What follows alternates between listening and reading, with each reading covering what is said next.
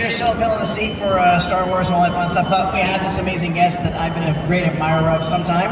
He is a creator, designer, illustrator, writer, and producer whose credits include, and not limited to, Transmetropolitan, Fury, Punisher, Happy, Space Bastards, and of course, The Boys. Please welcome Darick Robertson! Wolverine and Batman also. Well, that's like the obvious ones and stuff like that, yeah. We'll talk in a little bit about that. So, right, first of all, thanks for joining us here this weekend. No, it's our pleasure. What are you doing? You guys having fun? Is that on? Oh, hey, there we go. I was just saying, how's everyone doing? You having fun? Yeah. Yay! Yay, okay, so cool. No, nice. So, whenever I'm a solo guest, first thing I always want to hear is the origin story. What drew you into going into comics professionally? And maybe it happened being a spinner rack kid. Lack of attention from women. Oh, I was. There, done that. But no, when I started drawing comics and loving comics, I wasn't even caring if women liked me. It's just been a lifelong passion. I taught myself to draw, but it's always been kind of a compulsive thing.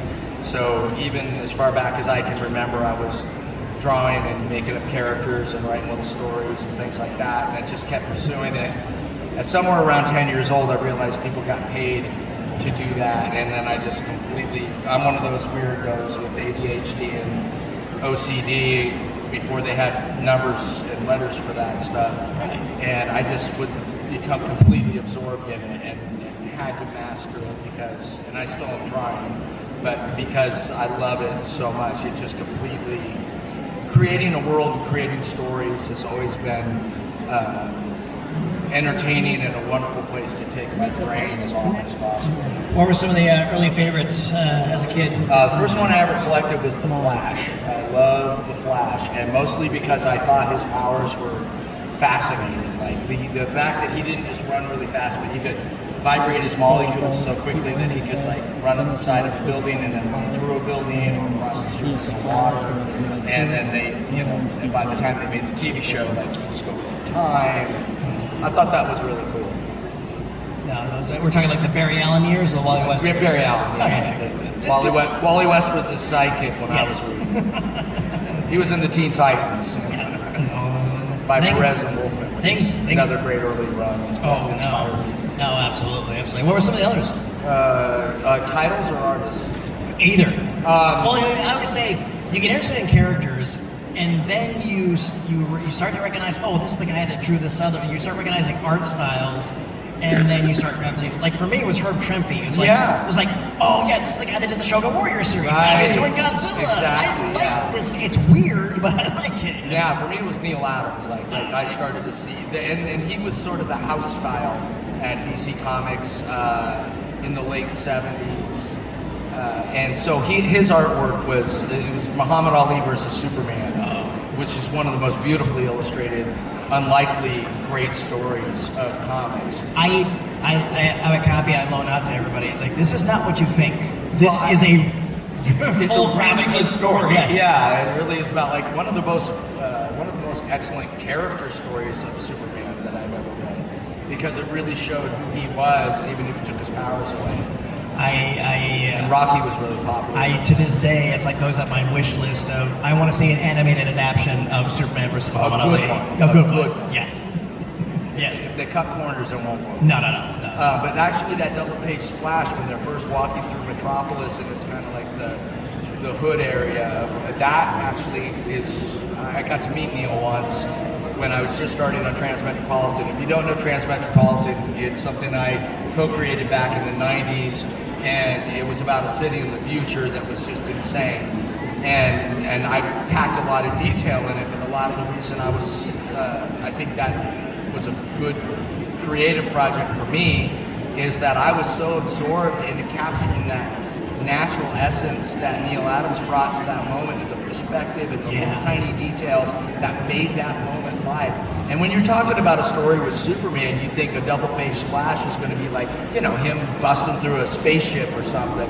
No, it's just Clark Kent that big, Lois Lane and Jimmy Olsen that big, in the background of this amazing panorama of just a day in Metropolis. Yeah. All the little details. somebody shopping for groceries, a little kid checking out a toy. That last page was Superman, We Are the Greatest, and the handshake, which in the original print was the inside cover. Oh. Yeah, it was the last page was a newsprint, and then the other half of that was the inside of the back cover. My thing of remembering the inside cover was finding all the people that the little he had guide drawn on the cover. It was a wraparound cover with all the celebrities of the day watching this fight between Superman and Muhammad, which has been duplicated in homage to to this day. Yes, they even made action figures that look like it. It was nuts. No, absolutely. So so that was really good. So what was kind of like your North Star as far as perhaps like creativity is like somebody you sort of lean towards that you feel like really to try to be like? Yeah, not necessarily emulate, but somebody I'm shameless. Neil was one of them, but George Perez was an early influence on me, and then it was Brian Ballin. I read Camelot 3000. And another great series that's unfortunately fallen through the cracks. Yeah, and it really, if you ever talk about a movie that should be adapted, that would be a great trilogy. Yeah. Anyway, I digress. It'll happen a lot. I hope you're enjoying me rambling now. No, Brian Ballin's artwork on that was inspirational, and I didn't realize it was Terry Austin inking him. I thought he was inking himself like he normally does. But then I discovered Judge Dredd around the same time and put two and two together because I was like 12. Yeah. You know, but that was amazing. And you had to go to comic shops to get Judge Dredd. Oh yeah. You were lucky if you knew who Judge Dredd was in 1981, 82. But his work is still phenomenal. I always like to say that my work is still my bad attempt at trying to be him, because I actually own an original of his, and when you can see the actual line work in person on a daily basis, it's intimidating because it's flawless. You can't see the work underneath at all, and it's just the line is so crisp and perfect repeatedly that I still to this day, I don't think he's human. He can't be. But he started working digitally, so I'm lucky to have some of his originals. That's always good. He was one of the pioneers of comics going digital in the creation. And several other things. Yes. So what was the work you did professionally? Not so the first work, but the one that really made you feel like, okay, I'm really in this now with both feet going forward. Wow, that's a good question. That would have been Wolverine 54. Okay. I had done a lot at that point, but it was my first book for Marvel, and the fact that I was hoping to get a book. The very first book that was published, which you're probably going to bring up, was Space Beaver. And I wrote and drew that, but I was still in high school. I was 16 when I created it, but it was still that path of just being my own person and, bored in school because, I'm a terrible student. But because all I wanted to do was write and draw stories, and so I would do that and get in trouble and not turn in my homework, but got a career. So I win. Work is good. But at the same time, I was in summer school and I created this thing, and I never thought it would get published. It was really just to entertain myself, and it took me on that path. But it was years later, and I had already worked on Justice League Europe, which was pretty cool.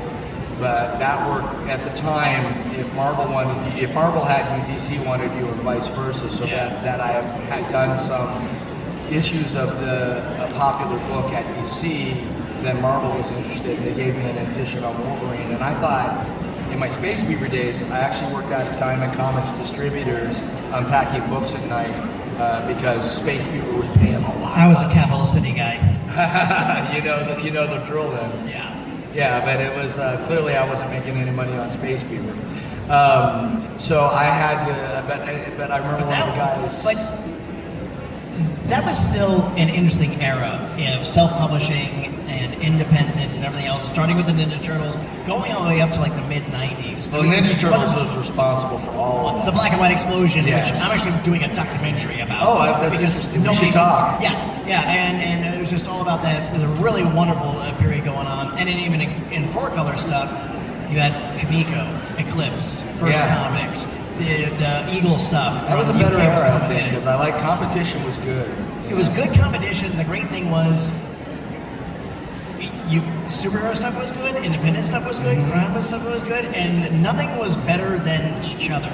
Well, that's what was nice too, is that what's been lost in that era is there was an opportunity for everybody to kind of find a place to get noticed. A guy like me is, for example, you know, I kind of made my way up from Space Beaver through those companies to Marvel and DC. It was not a 1-2 process where like, oh hey, you can draw a comic book poorly, come work for us. I had to like do about 5-6 years shows like this where I sell drawings and do Space Beaver. But it was funny because I was working at the distributor, and somebody said like, what if you finally break into Marvel and they want to give you Dino Riders, which was a property at the time that was getting a comic book based on a toy? And I'm like, I could do something with that. And it's still like my attitude, like it's not the thing, it's what you do with it that makes the difference.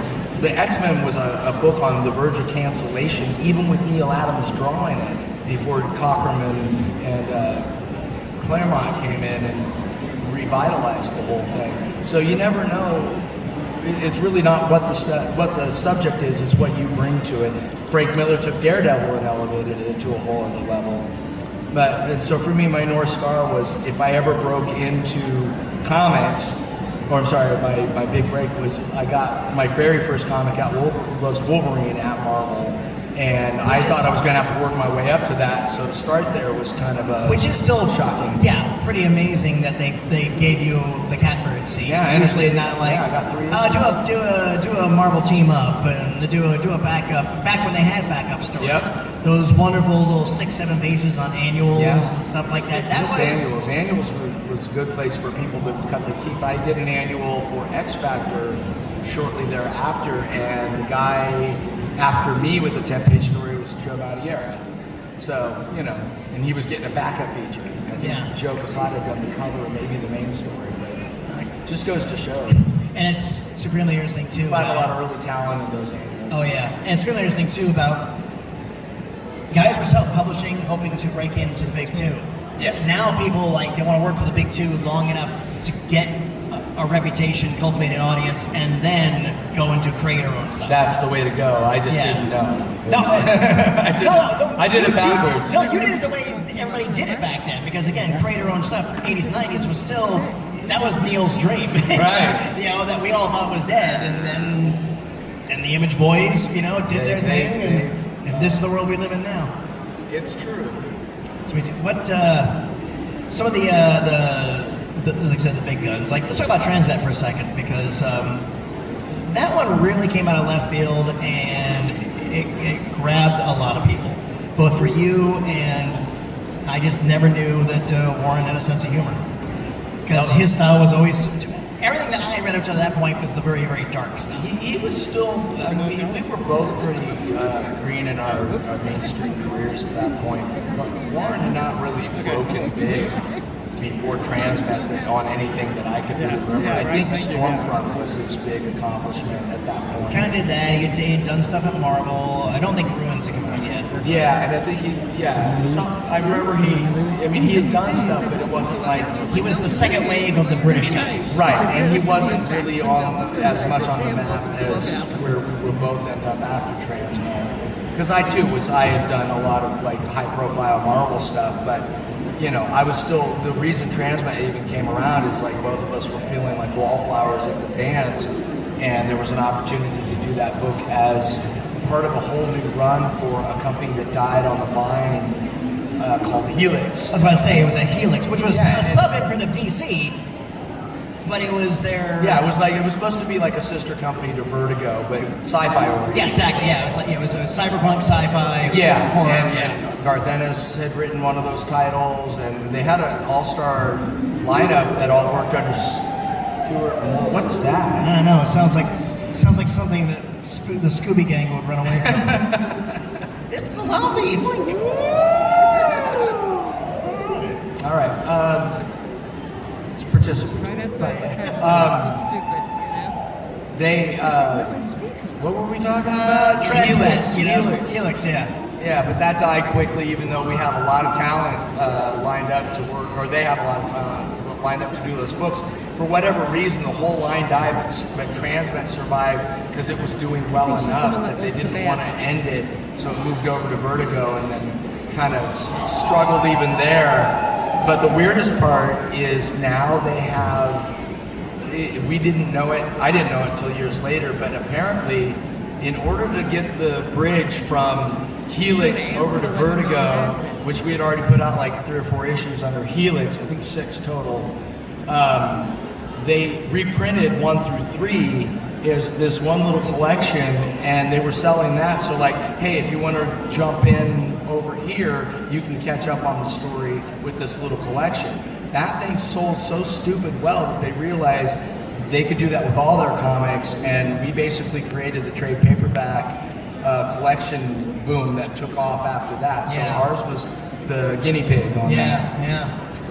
And that, again, that was an evolution, and that helped. Yeah, now in the era of binging, that's the equivalent of binging a comic book series, and a lot of people go, oh, I like this, I'll wait for the trade.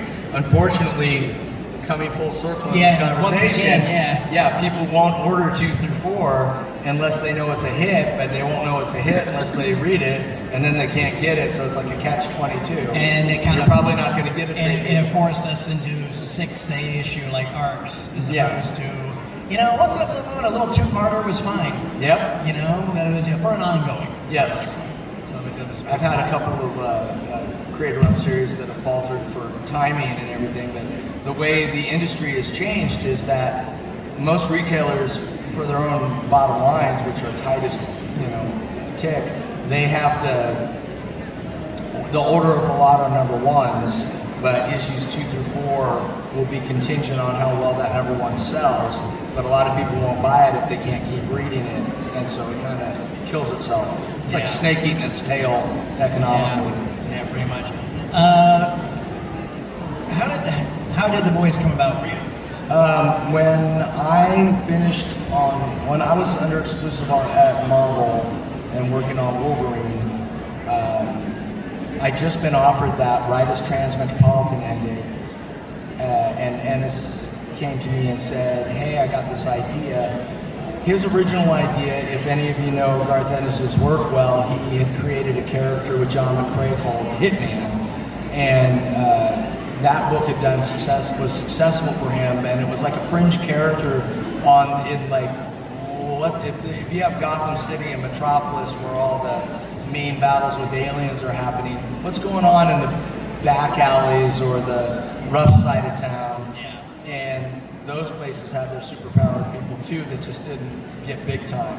And Hitman was one of these characters, so Batman would end up in his neighborhood from time to time, but it was funny and irreverent.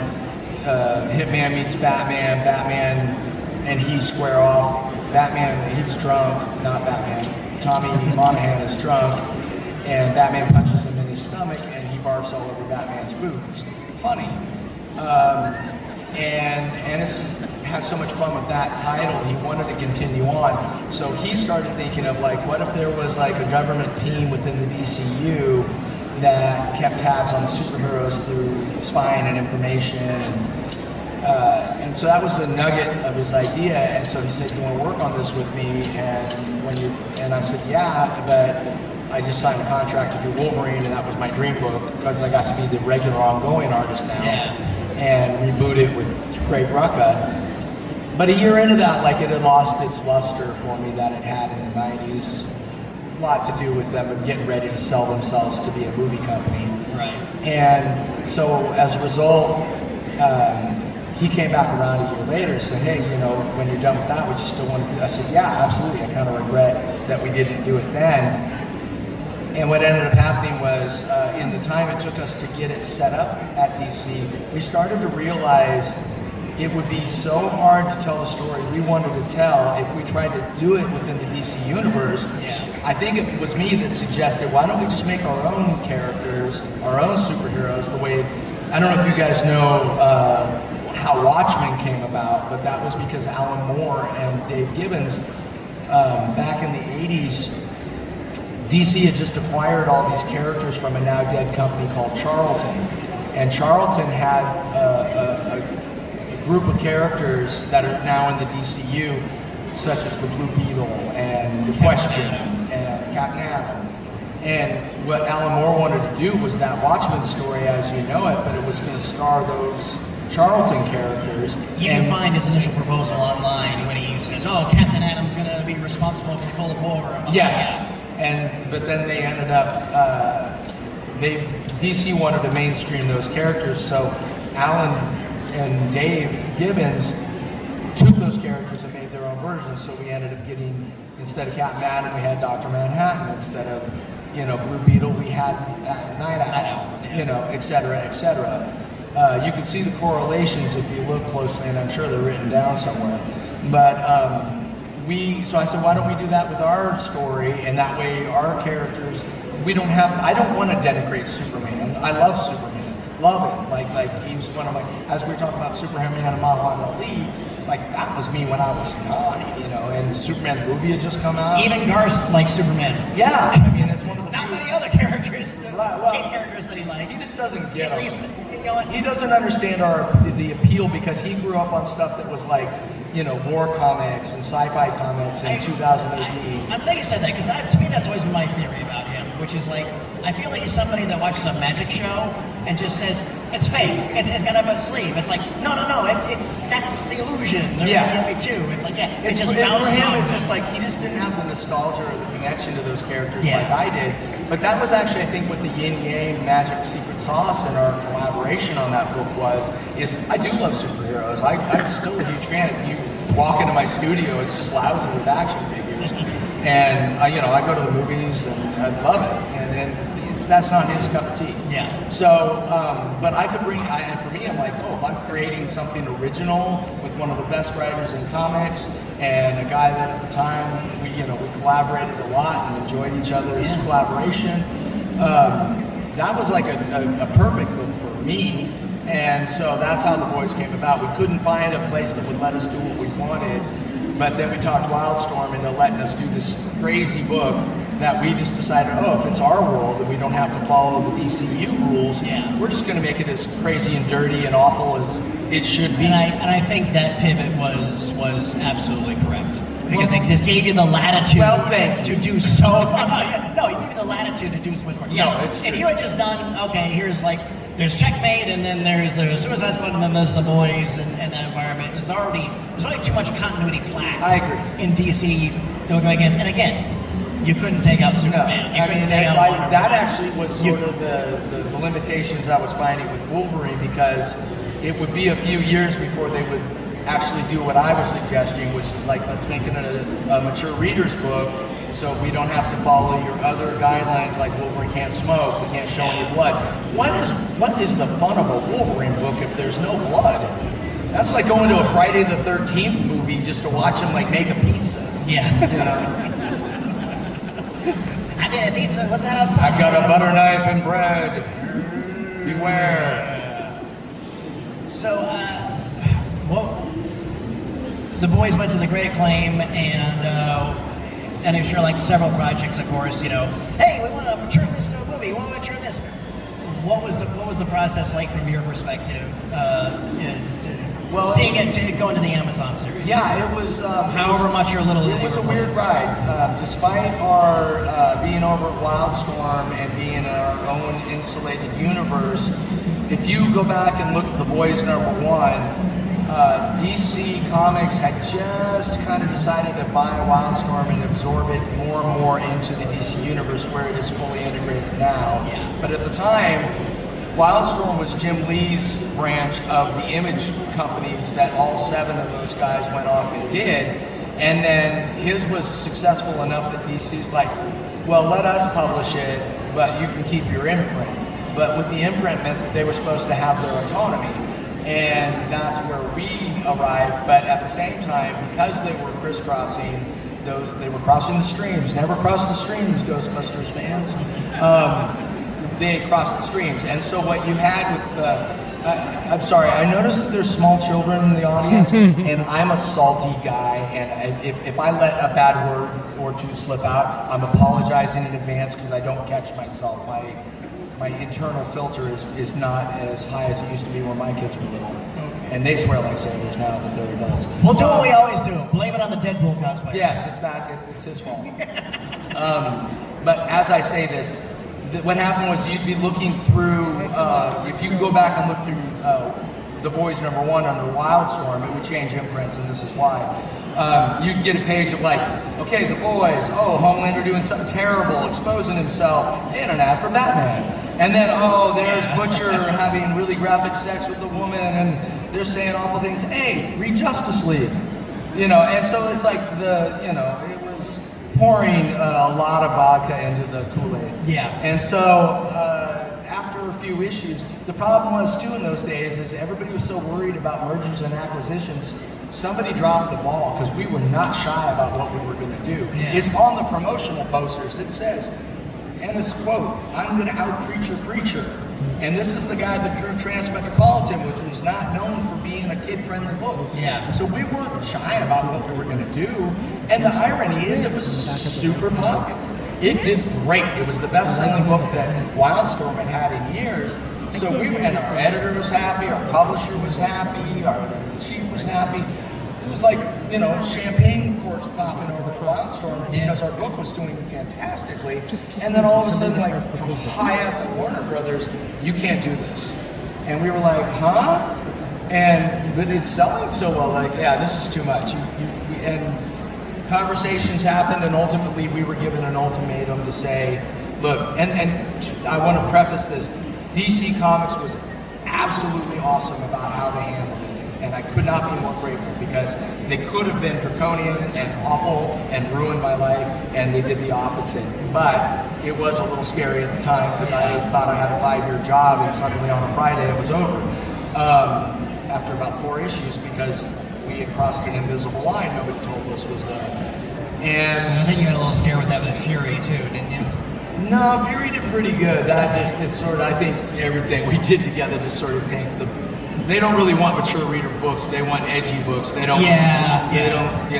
Our edge is a little too sharp. Let's put it that way. Right. But as it ended up, they canceled our book at Wildstorm and said you can either bring it over to Vertigo and tone it down, or you can just have your rights back and good luck. And we took that option because you don't take a hot-selling book where there's nothing wrong with the recipe and just tell me you guys just start serving that food now. So we took our rights back, and that was a smart thing to do because right after we got our rights back, every single publisher in the business was like, hi, heard you got this book, do you want to sell it? Can we publish your book? I mean, everybody. My phone never blows up. We'll do it in color for you. At least the covers. I can just promise you, like, my phone does not blow up. I am not a popular person. But it was blowing up that weekend. And by the time it was all with the dust had settled and we were over at Dynamite, Hollywood's like, hey, heard you got this hit book. We like what we see. But that was like 10 years. And it went through 2 different studios. There's a thing called turnaround. If they option your movie or your property and they don't make it, then they decide they don't want to option it anymore, they give it back to you and it goes back into the public arena. That's called turnaround, and it's a dreaded word, I've learned. And so, but even in turnaround, we got picked up and then nothing happened. So it was like emotionally for a guy who's like, please, can I have my big break? It was always like, hi, your big break. Oh, I'm going away now. There it is again. No, I'm not going to stay. So anyway, it was the equivalent of like optioning is the small hope that leads to greater disappointment. Well, I found out the hard way that on options like a pizza, they're not hard to get, but but they don't. That doesn't mean you're going to get a restaurant. Yeah. The irony too is it's like I always like to equivocate it to like you get to your friend's house for the big beer keg swimming pool party, and about the time everybody's drunk and is naked in the pool, the parents come home. Yeah. That's my career in a nutshell. As soon as like I get naked in the pool, here's the parents, gotta go. Okay, but anyway, so that was 10 years of that roller coaster. And then it turns out that while it was sitting dormant, the property was sitting dormant, Eric Kripke was talking to a guy named Maury Marmer. You'll see his name on a lot of things you enjoy. One of the big guys next to Neil Moritz who created the Fast and Furious franchise and a bunch of other, Fast and Furious. And so they But they had a conversation, and it turned out Kripke was a huge fan of our comics. And when it came up, he was friends with this guy, and the guy's like, "Oh, we have that." Next thing you know, when the right people are interested, that's how things happen. Yeah. It's not a studio, you need a person. Yes. This is for tips for anybody who needs to know how this works. I'm trying to give you hints about what to expect. If you get down that road, don't be upset if your option doesn't go anywhere. Just enjoy the money and make it last. Amen. But that's and that's a good rule for life in general. But yeah, so finally when Eric Kripke decided or found out it was available, all the people that make that show all wanted to work with him because of the success of Supernatural and a couple of his other incredible creations. And he's like the best guy ever. He and I have gotten to be friends in this process, but his desire to do it is why it happened. And then it turns out Seth Rogen and Evan Goldberg were excited to produce it, so Point Grey got involved, and now you have the boys. So that's how it happened. That would be nice. For you, what's the dream gig at this point? Oh, that's a good question. I don't know. I thought I knew, but now I don't. I love the new book that I'm working on right now. It's at least an answer to a current prayer realized. I can't give too many details, sorry, hell of a teaser. But I am creating a new creator-owned title for Tom Taylor, with Tom Taylor, and for a major publisher that you'll all know and recognize when you hear it. But that major publisher would like me to shut up right now and let you discover it in their press announcements. Just, we'll stay tuned. Let's just say it's a directly cool company. They definitely communicate comics. Okay. Some more. Yeah, but right. Here's some more, man. Some Disney project. Good on you. Yes. So, anything else on the immediate horizon you're allowed to share? I just told That you. was it. Well, sometimes everybody's got 3 or 4. No, things. unfortunately. I can't tell you about. I have had a very weird year where because the boys. You treat it. Wow, that's touchy. All right. So, because The Voice has done as well as it has this last year, I've been able to sort of take a step back and really strategize what I'd like to do with my future. And Tom Taylor's a very good friend of mine, and creating something brand new with a friend, that's kind of the dream. And so I'm doing that right now. So, but a dream project, I would say Fantastic Four. If in a perfect world, if somebody came to me at Marvel and go, what do you want to do? I would love to either work with a great writer or write it myself. I'd love to do a run on Fantastic Four. It's the only one that I love that I've never got to really explore. I've drawn them in things, but I've never actually got to really go at it. Yeah, I think I love those characters, especially the Thing. He's like one of my favorites. No, he's to me, he's always been. Spider-Man's always been the popular guy, but Ben Grimm to me is the heart of Marvel. Oh man, he's pure Jack Kirby. Yeah, absolutely, and they captured him so well in the new movie. I'm like, I hope that did well enough that we get to see more of that. So we'll definitely see. So thank you so much. Hey, my pleasure. This is absolutely a blast. Thanks for letting me bore you. Yeah, he's